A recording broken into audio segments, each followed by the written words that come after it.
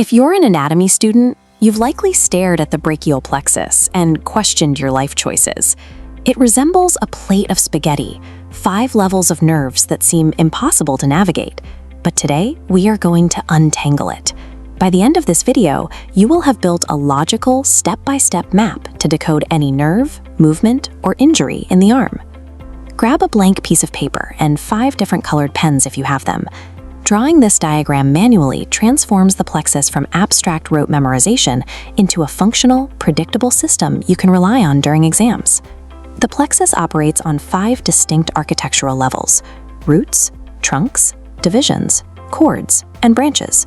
You can memorize the sequence with the phrase, "Read that damn cadaver book." R for roots, T for trunks, D for divisions, C for cords, and B for branches.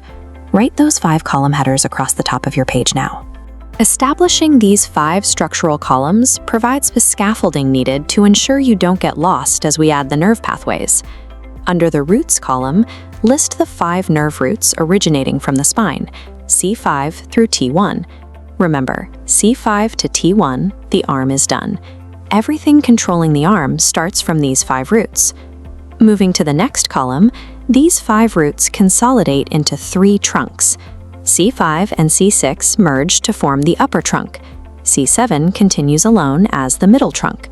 C8 and T1 merge to form the lower trunk.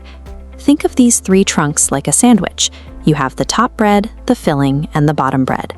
These mergers consolidate raw spinal signals into major highways before they enter the arm.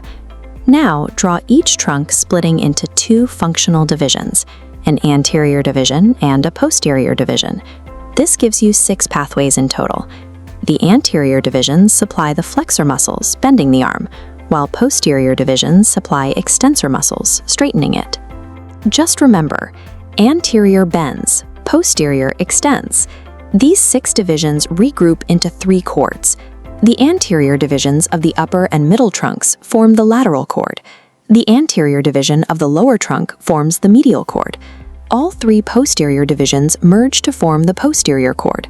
These cords are named for their position relative to the axillary artery. Lateral and medial are in front, while posterior is behind. This sequence of splitting into divisions and merging into cords serves as the sorting mechanism that physically separates bending signals from straightening signals. This brings us to the terminal branches, the specific nerves that exit the cords to perform the actual work in the arm. Use the phrase, "My aunt rescued my uncle," to remember the sequence: musculocutaneous, axillary, radial, median, and ulnar. Draw the final connections. The lateral cord leads to the musculocutaneous nerve. The posterior cord feeds the axillary and radial nerves, and the medial cord becomes the ulnar nerve. Note that the median nerve is unique, receiving contributions from both the lateral and medial cords. This final column completes the wiring diagram, creating a clear path from the spine down to the fingertips. We can now map clinical injuries to this structure. The musculocutaneous nerve supplies the muscles that flex the elbow. If it's severed, a patient will struggle to bend their arm. The axillary nerve wraps around the surgical neck of the humerus. This is why it is the most common casualty in shoulder dislocations and fractures. The radial nerve controls every muscle that straightens your elbow, wrist, and fingers. Damage here results in wrist drop, where the hand simply hangs downward. The median nerve travels through the carpal tunnel. If it's compressed, you'll see the 8-hand deformity, where the thumb cannot oppose. The ulnar nerve passes behind the medial epicondyle, your funny bone. Damage here leads to claw hand, where the ring and little fingers curl inward. The completed map provides the structural context for these injuries. By knowing the pathway, you can organize these clinical signs into specific levels of electrical failure. Look at the color-coded map on your screen and compare it to the one on your paper.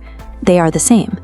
In a few minutes, you've transformed a chaotic biological network into a clean, predictable tool for diagnosis. Put this page on your wall, draw it repeatedly, and recite the mnemonics until the entire system becomes second nature. Building a reliable map provides the structure needed to navigate these anatomical details. Subscribe to Anatomy Corner for more guides, and share this with your course mates so they don't have to suffer through the plexus alone.